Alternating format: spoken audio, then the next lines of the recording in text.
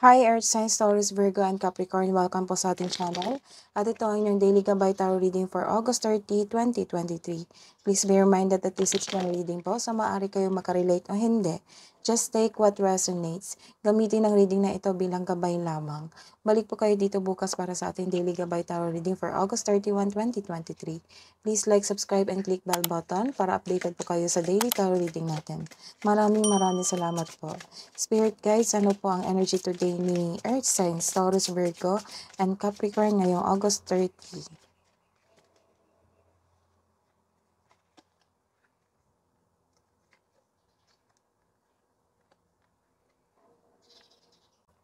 So, this is inability to move forward, nagkaroon ng stagnation, nagkaroon ng defeat or unsuccessful na gawain, or nagkaroon kayo ng confusion. You have lack of confidence sa araw na ito. You have lack of confidence around a specific goal, or lack of focus or loss of direction. May nakikita rin akong away dito, or hindi pagkakaunawaan dahil sa hindi successful yung plano. The advice is you need to create a concrete plan in order to regain momentum. Impulse control ay kailangan in order to grow and take action in a positive direction.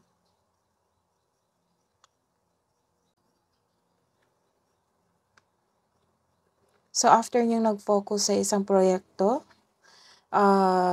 nagkaroon kayo ng successful completion sa inyong project, sa inyong trabaho. Nagkaroon ng accomplishment, success, perpekto na sitwasyon. Maaring may parating na gantimpala o positibong resulta ng iyong proyekto.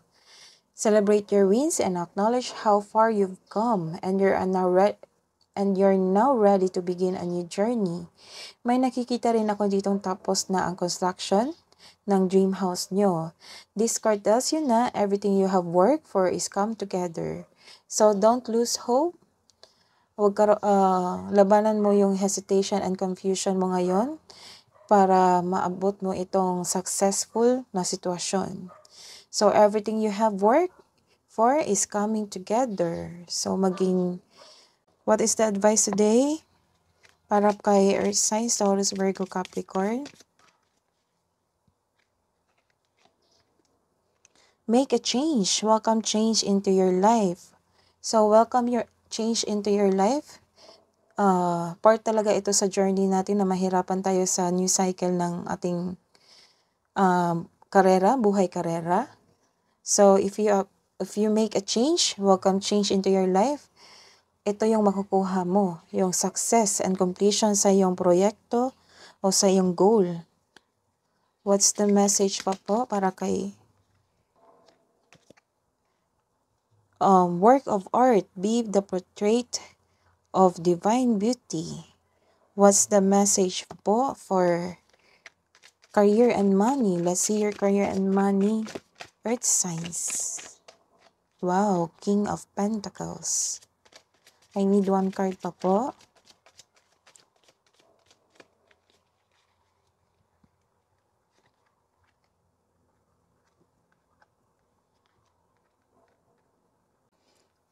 Nagkaroon kayo ng wealth and generosity. Marami kayong benta ngayong araw na ito. Naka-receive kayo ng recognition from your work. Ang pagtaas ng tagumpay sa panalapi at katatagan ay nasa iyong kamay na. May parating na kososyo o mamuhunan upang tulungan ka sa pagkamit na inyong layunin. So may business partner kayong parating or taong tutulong sa iyong plano sa negosyo. So celebrate it, Earth Signs. Nagkaroon kayo ng tagumpay sa iyong buhay, panalapi at karera.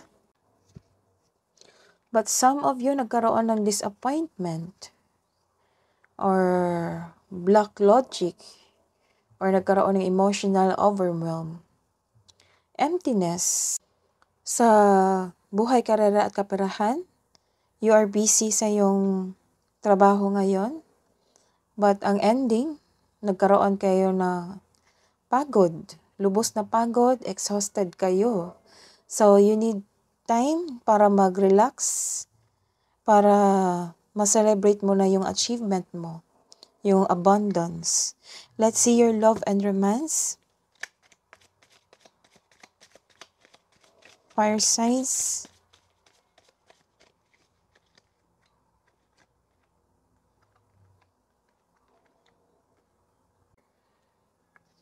So this is the confirmation na nagkaroon kayo ng sadness.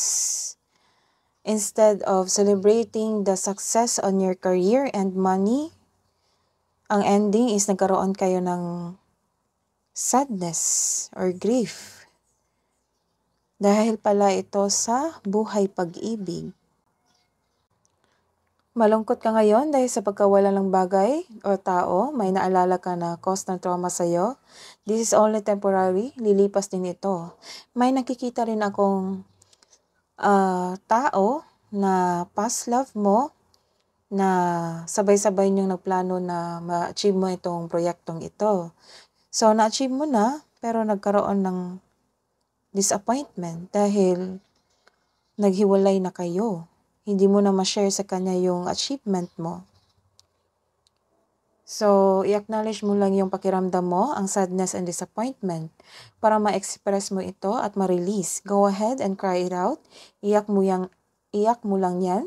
The grieving process takes time, but it will not last forever. There is always a way out. Crying is a very healthy thing to do. It relieves stress, eases pain, and cleanses your soul. Knight of Cups.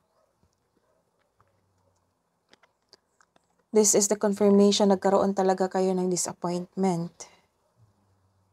Disappointed kayo ngayon sa inyong relasyon or sa past love mo. Kasi may high hopes at expectation ka na makakausap siya kung okay pa kayo. Para sa mga single dyan, yung manliligaw mo biglang nagbago. Hindi siya katulad dati kung paano siya manuyo sa'yo. Kaya dapat thankful pa rin tayo kasi nakita mo ang maagang red flag nito. May tao rin din dito na hiningan mo ng tulong pero tinanggihan ka kaagad. Hindi siya handang magbigay ng tulong sa iyo. What's the love advice for you, Earth signs? When it comes to matters of the heart, there is no right or wrong. Every choice you make expands your understanding of life and love. So, nagkaroon kayo ng acceptance sa mga pangyayari. But you deserve to celebrate it, Earth signs. You deserve to celebrate your success. What's the message po para kay Earth signs, Taurus, Virgo, and Capricorn?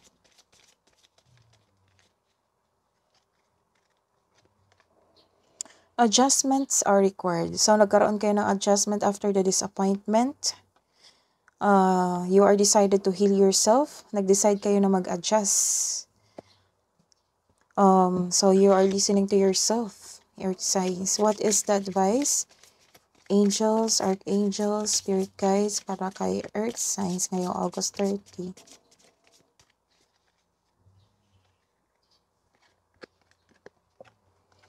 Healthy lifestyle.